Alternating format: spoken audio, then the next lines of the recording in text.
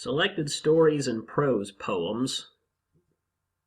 All of these works can act both as short stories and prose poems, or poems written without stanzas, just written as regular paragraphs or unbroken sentences. From Gene Toomer's Cain. Now, Gene Toomer, African-American author, very light-skinned, and as I had mentioned before in discussing Chestnut, he was one of the ones who finally decided to pass as white. He spent much of the last 40 years of his life trying to find a spiritual community, including a Russian mystic and Quakerism. Cain is considered his contribution to Harlem Renaissance literature. And he also wanted to simply be a successful modern writer. So, like Ralph Ellison, who would come some decades later, but perhaps more so than Ralph Ellison, he really liked to toe the line between being an African-American, a representative African-American author, and not wanting to, as he saw it, pigeonhole himself that way. He saw that as limiting, but of course that could also have something to do with the prejudices of the time.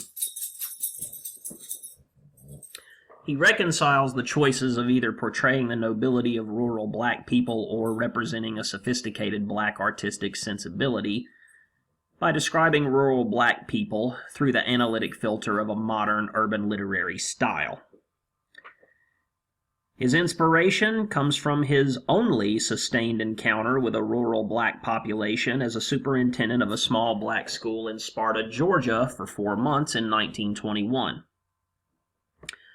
Now, Cain is a long work, but it's composed of an assemblage of short stories, poems, sketches, and even a play, therefore being typically modernist. It's disjointed, fragmented wholeness. In other words, it comes from a piecing together of many disparate parts.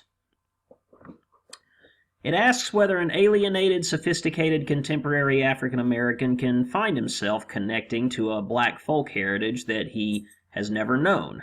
Again, modernist in the sense that thematically it shows a returning to or finding or even inventing one's roots, making it new. Now, this is something to keep in mind with the design of Toomer's Cain. Part 1, we have rural Georgia, portraying the difficult lives of rural blacks, but also their strength and their integrity, in spite of those hardships.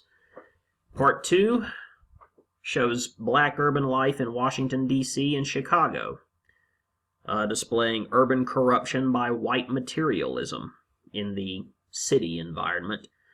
And Part 3, which is the most autobiographical, shows a northern black intellectual teaching in the South. I look forward to your responses.